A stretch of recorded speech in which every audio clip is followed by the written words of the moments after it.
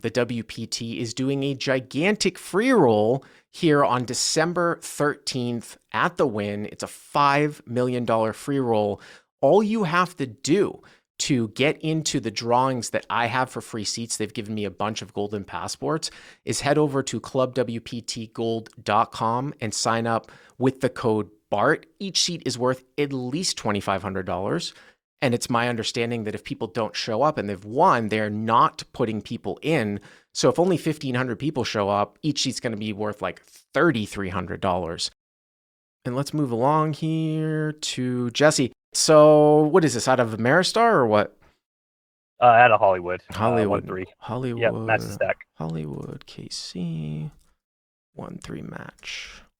And how deep are you? Yeah, we're 890 effective. I cover the villain. All right, 890 effective. All right, 890 effective. Okay. Yeah, so typical 1-3. We got limps from early position, low jack, and button. EP, MP, button, limp. Okay. I'm in the small blind with ace of clubs and ace of diamonds, and I raced to 20. Okay, so you've raced to 20 over limp. What's the usual open in this game? Isn't it like to 15? It is 15, but the dead money out there, and No, I'm saying that you made it really small. You're out of position. You've got 3 limps. I mean, if it was to 15, I'm usually going to put like $5 on top, maybe more too, especially if you're a 900 effective. Yeah, typically 15 is the open on 1-3. So yeah, I guess the second limp I could have made it 25, but made it 20 this time. So, but you do have 3 limpers in the field, and you go 20, right, from the small blind. Yes, correct. I'm probably going to make it 30, but okay, all right. So you go to 20. I think that's a little bit small. And again, it's not necessarily narrowing the field out. It's just trying to get the most amount of money in for value, with the best hand. All right, so you go to 20. Yeah, and you called it. Yeah, it's call. So gonna go 4 ways to flop. Call. And where you're like, why didn't I raise larger? Exactly. Again, I wouldn't be thinking about, oh God, I got to play aces 4 ways. No, it's more just I lost a little bit of value by not raising as large. All right, $80 to the flop. Okay. Yeah, flop is king of hearts, queen of diamonds, 8 of hearts. King of hearts, queen of diamonds, 8 of hearts. And this is 1-3. This is not the smallest game though in the room, right? It might actually be the largest game in the room. Is it the largest game? Usually most just run 1-3. There's certain days that run 2-5 or 2-5-10 with a rock. So most players are playing this game. But there's like a 1-2 game too right now? No, just 1-3. Just one. Okay. No, it's just because, the smaller the game, the more you'll see guys show up with like ace, king, queen off. They're going to limp call. That's like all in there. Now, it's a textured board. It's a 2 flush board. There's many, many straight draws out there. You don't have the ace of hearts in your hand. And again, I mean, a very, very simple approach to these spots at the lowest stakes of live poker is just betting until somebody tells you that you're not good with one hand. You're not with one pair, excuse me. You're not betting to find out where you're at, but it's just a very, very simple concept that people will call and they won't raise until they have a better hand. The bluff, especially on later streets, better than one pair. The bluffing frequency is way smaller than it should be, like in theory, and that allows you to have like a very robust sort of bet fold type of approach. Now that's up to a certain point. If you were to tell me that like 8 people had limped in and you raised it up and you got 8 callers, we might talk about checking here because you might not, you just plug in the types of hands that people have. But against 3 other people here, I'm still fairly comfortable that aces is the best hand here. Yeah, I'm glad you said that. Again, a lot of top pairs out there, like you said, people will, limp call with ace king, ace queen, that sort of stuff. So I bet 80. Okay. And we get a fold. Well, you went full pot. You went full pot. You went to 80. Okay. Yeah. Mm-hmm. Basically full pot in that one. I don't think that's actually, I mean, at 900 effective, I don't think there's anything wrong with that, to be honest with you. Yeah, again, 3 other guys are in there now, but we get a fold, and then, the low jack calls. He's the one, 890 effective, and then another fold. So your heads up. Yeah, and quick background, this is a later 40s guy. Seems to be a fun player. It's a Friday night. He's probably V-pipping more than 50%. He actually cracked my aces earlier with 10-6 offsuit when he hit 2 pair. So in a raise pot. yes, in a raise pot, I always raise aces. Yeah. So, going for the limp raise. So the pot's 240. I mean, the thing that I have to just bring this back to is that the reason why multi-way theory says to bet smaller than this is because when you come out and bet 80 here out of this after raising, and you're going to have a pretty strong hand, right? This is the ultimate under the gun position, right? In the small blind. When you come out and bet 80, the theory should say that the guy who's EP and in the low jack, they should fold queen jack here, not closing the action. So if you start going pot, they're supposed to fold a hand like queen jack, queen 10. They're really only supposed to call with top pair or a draw. Okay. So if they were to actually be doing that, then you can see that following the theory is many times going to be the best play because you are basically forcing them to continue with worse. Here, if they were playing with that, you're just allowing them to fold out. But that doesn't happen though. They still call with this, like the second pair. So this is what we're talking about, like the difference, playing almost like exploitative at the low stakes for the most amount of money. I mean, that's what it is, like wrapped in a bow. So low jack has one guy behind him. He makes the call and your head's up. King of hearts, queen of diamonds, 8 of hearts, pot's 240. Okay. Yeah, the turn is the 9 of clubs. All right, so the turn's the 9 of clubs, king, queen, 8, front door flush draw, turns the 9 of clubs. So that brings in jack 10. And obviously, like some of these hands that he might have peeled off with could connect with a 9 for something like 2 pair, like a king 9, queen 9, God forbid, like 8, 9, something like that. So you start to look at this and you're like, well, what am I still ahead of? You're still ahead of king jack. You're still ahead of king 10. You're still ahead of ace king for some reason. God forbid if that's not raised off, although you have 2 aces. You're still ahead of heart draws.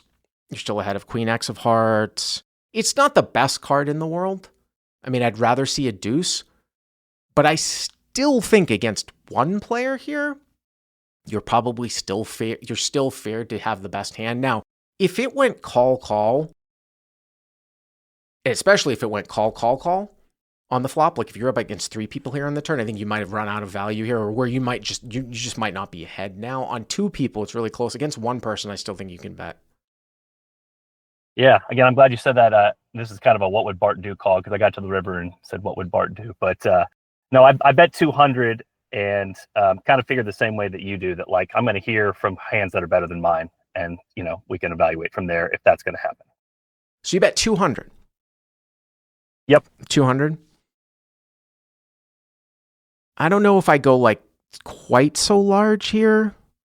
Okay. I don't know if I go quite so large. I mean, again, that low jack, sometimes it can be a little bit difficult to sort of, I mean, you're talking about a guy who had like 10-6 offsuit before. I mean, I don't think he's ever folding a king. So whenever you unblock top pair, which you do, and all those top pairs are available, there's that. Also, too, like anybody with a 10 now in their hand, whether it's queen 10, obviously he was going to continue with king 10. King 10, king jack. 9, 10. These all pick up straight draws. So, I mean, maybe, like you said, you went 200. I'm 200, pot was 240-ish. I suppose I might go like 150 to maybe 150 to 175, but I suppose if he's still calling for everything for 200. And the only thing now, though, is, Jesse, is that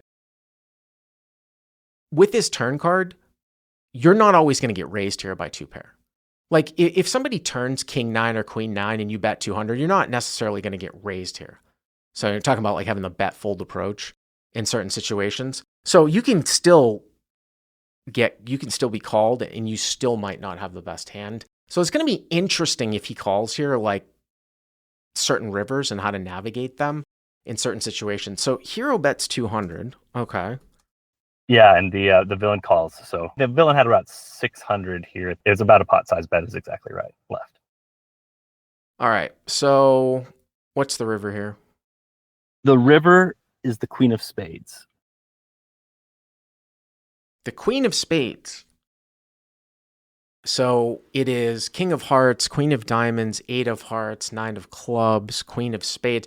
This is interesting here because of again, like you bet really large on the flop and really large on the turn. So I wonder how much queen X someone's going to have here, unless it's queen X of hearts. Whereas if you had actually bet smaller and smaller on the turn, he might show up with more, I would say queen X here. So you're losing now to like queen Jack, queen 10, any queen X of hearts. You unblock a king. Do you think this is the type of guy that would call like just on the flop with a guy behind him with like queen Jack, queen 10, ace queen, which is like, I mean, if he doesn't raise it off pre, queen Jack, queen 10, queen, would he call on the flop and call on the turn? I mean, now on the turn, he picks up a gut shot.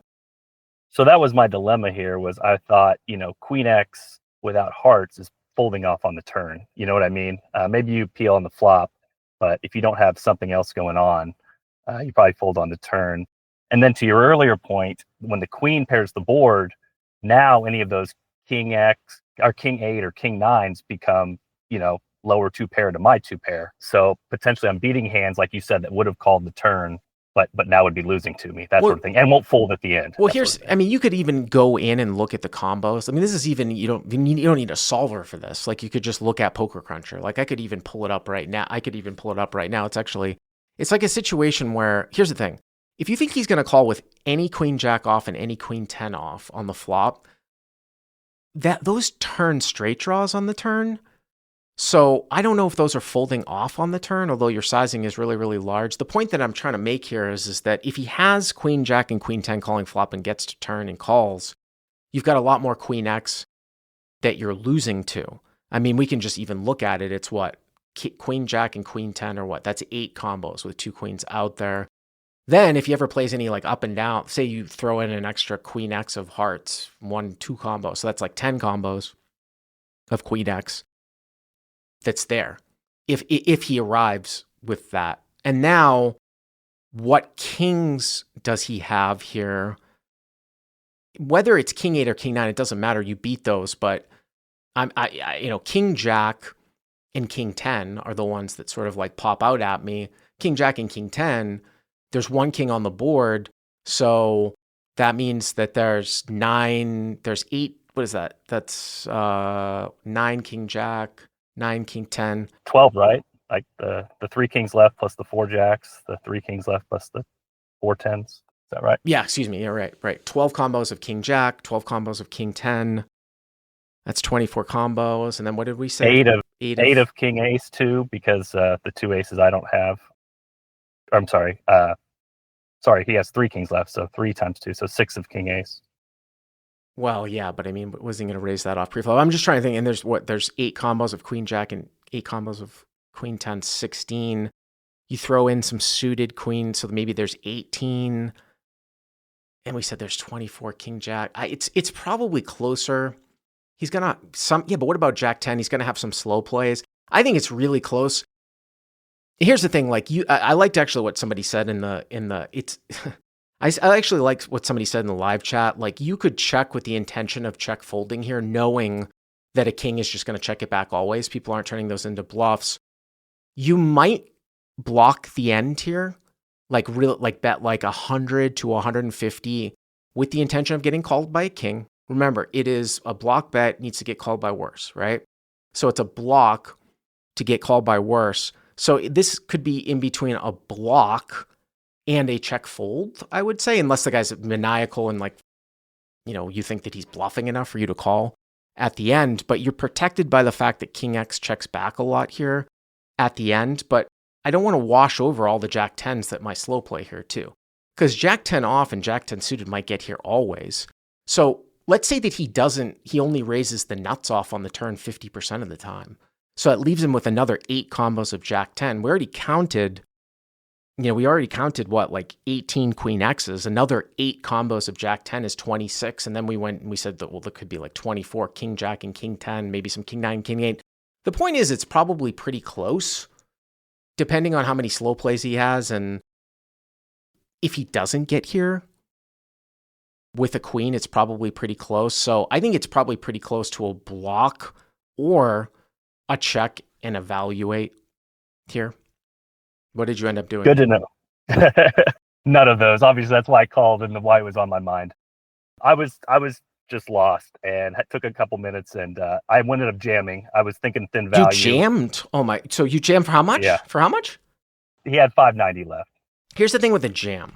Here's the problem with it. So here are jams. So here's the thing with a jam. A jam would be correct if he's calling you more often. If when you're called, right, you're good more than 50% of the time. Let's keep it as simple as possible. Okay. Are you going to be good here more than 50% of the time when you're called? Well, that's where we were counting combos, and well, but let me ask you the other. But the other question though too is that all of his hands that beat you, we've looked at those. Those are all going to call. Jack 10's going to call. Queen's going to call. Is King Jack and King 10, are they always calling? I mean, your line looks fucking strong, Jesse, right? It does. And I sort of was trying to think back to, like, you talked about, when you have an overpair to the board, how often can you, it's not exactly depolarizing, but like go for the thin value there that other people won't go for in those situations because they think they might be. I mean, it's hard to fold top pair here at this particular game, I think.